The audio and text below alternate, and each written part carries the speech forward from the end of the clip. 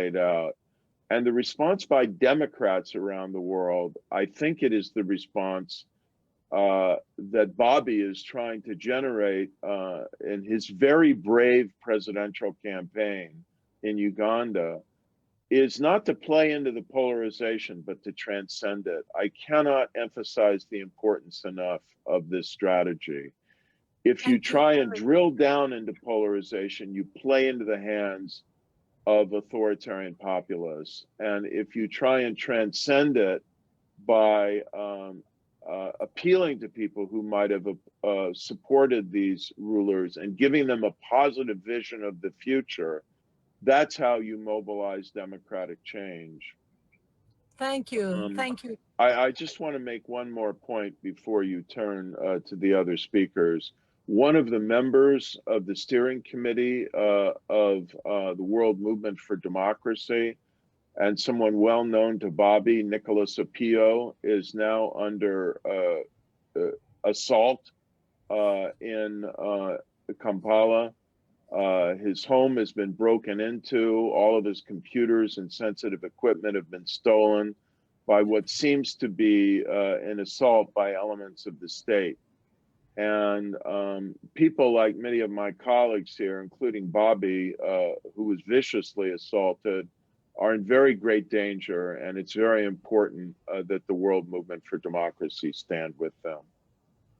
Well, thank you, Larry, and thank you in particular for calling out for this support for our friends in Uganda who are facing repression, like our fellow Nicholas Opio. And let's immediately turn to Bobi Wine, because he himself has experienced prison and beating and being accused of treason. Now he's a member of parliament and a presidential candidate. So Bobi Wine, great to have you with us. We were really thrilled, and we need to hear you. Tell us, you're young, you're talking to young people. How do you see these generational aspects now being taken up in this crisis of trust? How do you play offensive against all this nasty rhetoric that supports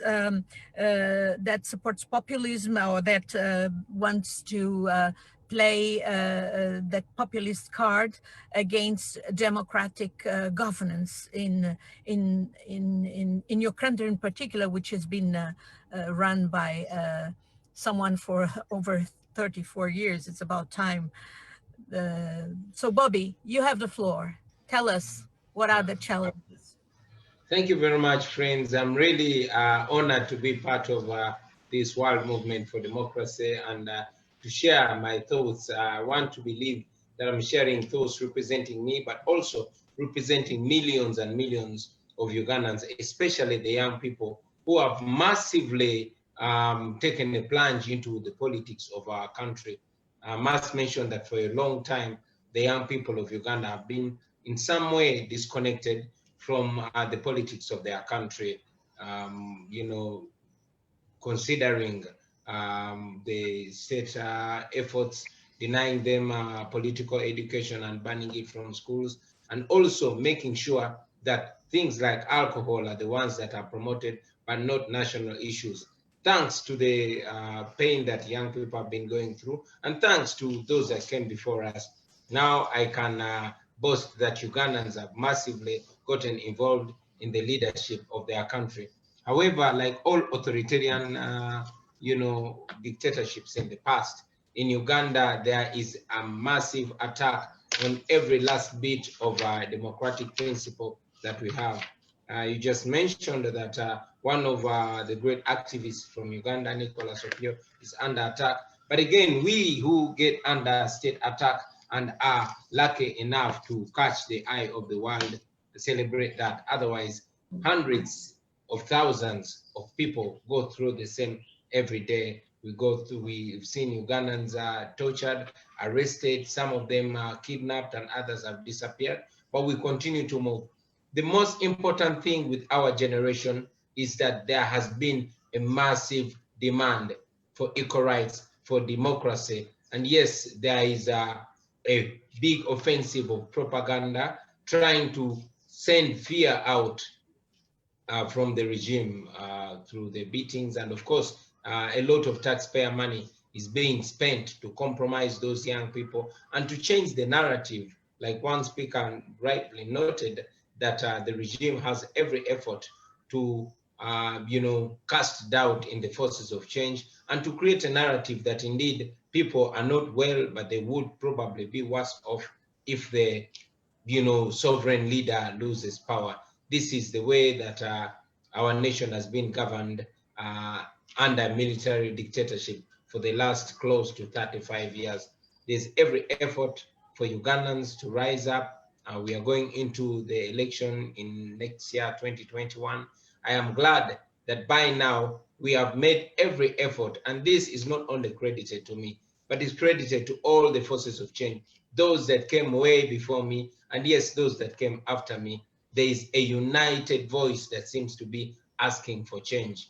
Ugandans are preparing for the election. This election is like no other, because unlike the past where General Yoweri Museveni has been facing competition from the usual traditional politicians, from the usual traditional political party, we in the past, to be precise, right from 2017, started a mass movement called the People Power Movement. This is what has in a great way inspired Ugandans to get involved in their politics. And now we are.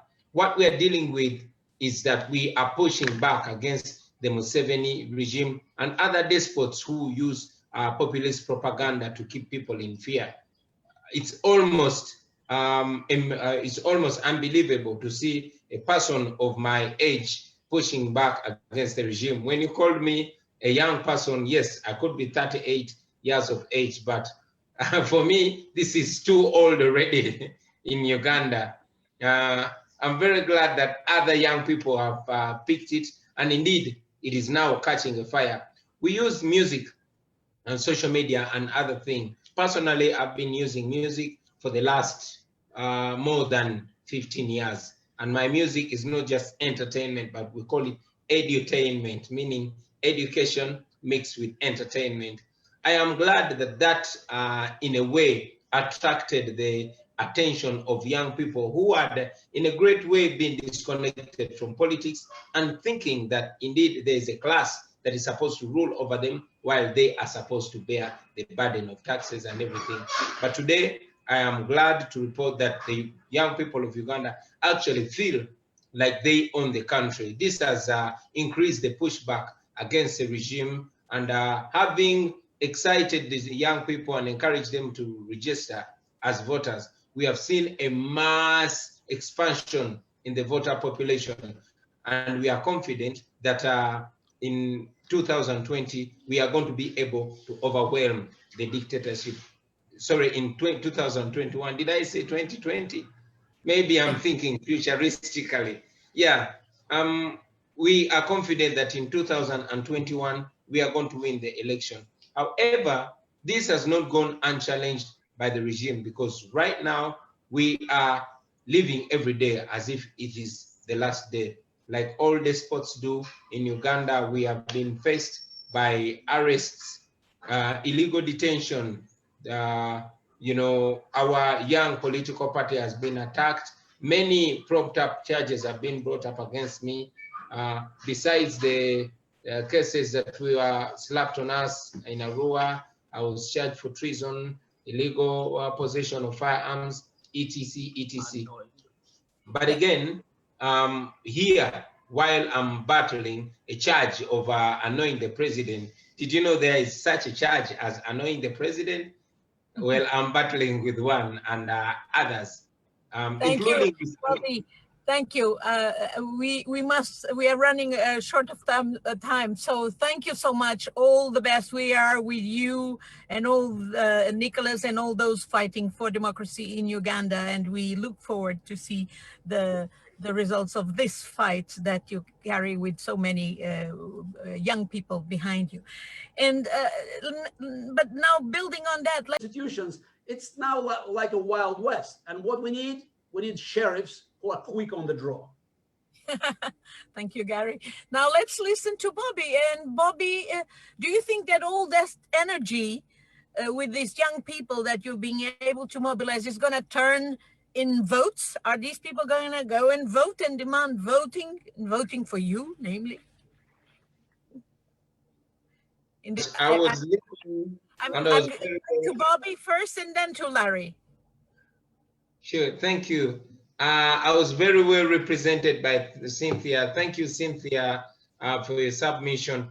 Indeed, in the past, young people have been greatly bored by the long formal speeches that explains why many young people had been disconnected from what matters. And sadly, in the past, music has not been well utilized to address issues that matter. Of course, we have special cases like Fela Kuti, cases like Miriam Makeba, cases like Bob Marley and others that highlighted music and focused it to where it's supposed to address, because it's important to know that music addresses reality. Music is more like the reflection of society. So our ability to disseminate these messages has, one, helped, but also been to the detriment of the people, in my context, the people of Uganda. It has helped because it has gotten people interested. Messages that wouldn't have otherwise been able to make their way to the eyes and minds of the people have done so. It must be noted that in my context in Uganda, all formal political communication has been banned and has been systematically sidelined. It is only through music that we've been able to smuggle the message of freedom, the message of democracy to the eyes and ears of the people. And that explains why, in my context of Uganda, social media now is taxed. And as if that is not enough, the government in Uganda is moving to regulate social media pages and Facebook. As we speak now, I must get a license. First of all, I pay a fee to even be here.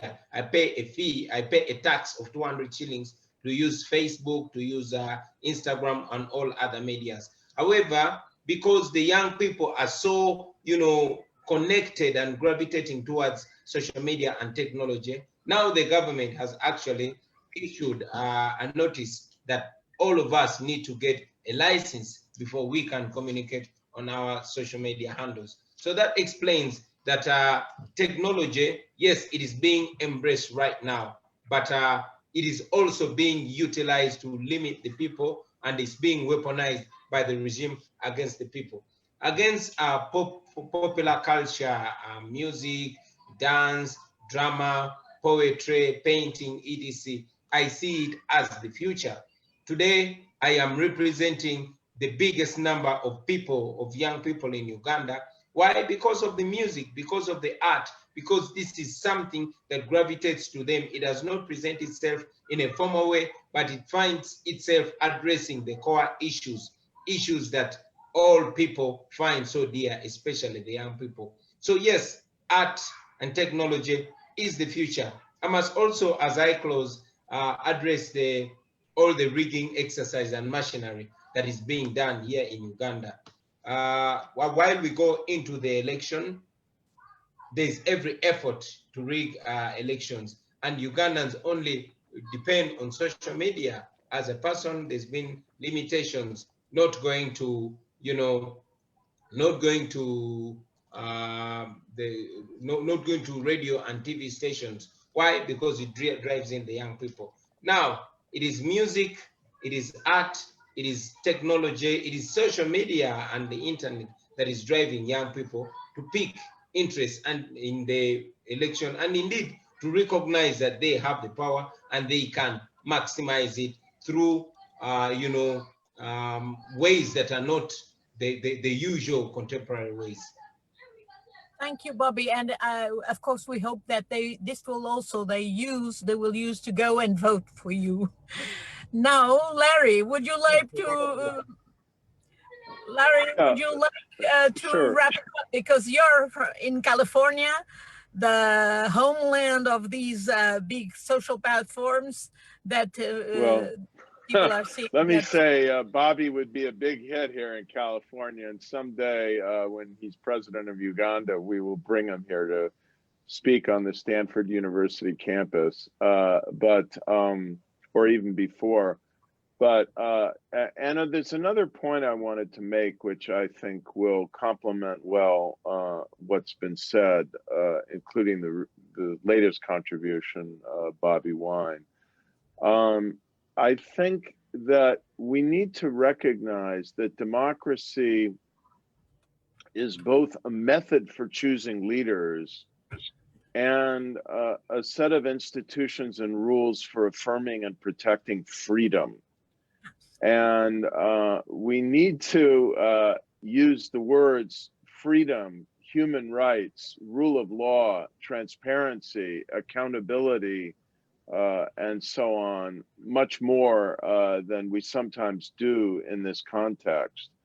You know, authoritarian rulers can and do manipulate the dialogue to get people to fear political competition, and they stigmatize the opposition and so on. But the soft underbelly of their appeal and their rule is that they leave people insecure for their rights and robbed of their dignity because they're treated like slaves and they're treated like children. And if you use the language of, to go back to the original struggle for popular sovereignty in Africa, of liberation, and of course the post-1990 wave of democratization in Africa was called the Second Liberation. So I think what we're dealing with now in Uganda, in Ethiopia, in Sudan, in the struggle that Cynthia is a part of to get real democracy and not the semi-democracy that they have in Nigeria, is a third liberation. And people need to understand that there is no instance ever in the world, it just hasn't even existed. And please don't give me Rwanda or Singapore as a counterexample of an authoritarian regime doing a good job of defending human rights, or even providing a rule of law. They don't do it. Kagame is a pure fraud in this regard. He goes around the continent and elsewhere hunting down his opponents and murdering them. And he's much more corrupt than the international community understands. So if we make this case that it's not just about democracy as political competition and the right to vote, it's that political competition and the right to vote in the free and fair elections that Bobby is struggling for are a method to secure freedom, accountability, transparency, control of corruption, and ultimately human dignity. I think that is a winning message that these autocrats cannot push back against. Well, thank you so much, Larry. I think you wrapped wonderfully the debate. For me to listen to all of you. Thank you. Ryota? No, this is Carl. Oh, hi, Carl. Okay. Thank you, Anna, and thanks for moderating it so well under such difficult circumstances from your automobile, from your car. It's been terrific. It's been a wonderful discussion. And let me just try to briefly to summarize the main points. I think Anne opened it up very well by, by just talking about the way in which Russia, with its information warfare, and China with its sharp power and United Front influence operations, have made the values of freedom and human rights, that what Larry just talked about. This is now, in the contemporary world, this has become the new terrain of strategic competition in the world. We've entered a new era in this way, where values have become at the center of political and strategic competition in the world. And then people talk very well about the way to fight this battle. You can't, as Gary said, allow the demagogues to define the issues. It has to be defined in what Larry called a positive vision of what the possibilities are, how to transcend populism. But we also need, in the democracies, we need good governance. And here, I think, what I think was the main point of all of our speakers, Bobby, Cynthia, and Omaid, that all of them were emphasizing that there is in the world today, and I think this is really because of social media and the spread of information and communications, a massive demand for rights, which of course the dictators are fighting against.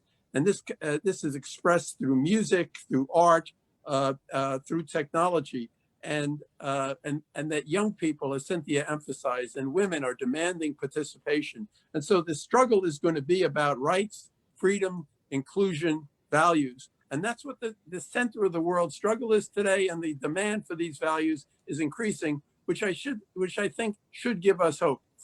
One final point, as we look to the future, I think we haven't really talked about specific struggles today, but I want to emphasize that the struggle going on in Belarus today and the struggle going on in Hong Kong, the threat to Taiwan, which is an alternative to China as a Confucian Chinese democracy, these are extremely critical struggles. The struggle, of course, in Afghanistan, in Afghanistan where you have negotiations, or in Uganda where you have elections coming up, these are critical too. And the important thing today, which we have to remember, is to stand with the activists who are on the front lines of this struggle. And that means Nicholas Apoyo in Uganda and all of the thousands upon thousands of people who are with him. It means Svetlana Alexievich, who is now locked in her home, the Nobel laureate in Belarus, and threatened by the regime. She's the last remaining member in freedom of the Presidium of the Coordinating Council of the Belarusian leadership, being standing with Joshua Wong and others in Hong Kong. This solidarity, I think, and the struggle in specific situations for freedom and dignity and rights are going to determine the outcome of the struggle. We have a gigantic job to do in our democracies, especially here in the United States. We're not doing very well in terms of our performance. We're not doing well in many other respects. We have to do better. We have to come back. We have to be able to be part of the struggle. But the inspiration for this struggle today is coming from on the ground in one country after another. And because the demand is so strong for freedom and democracy and human rights, I think there is hope for the future. Thank you very much. Thank you so much, Carl. Now, I'd like to invite Kevin Casas-Zamora. He's the Secretary General of the International IDEA. Under his leadership, International IDEA, NED, World Democracy,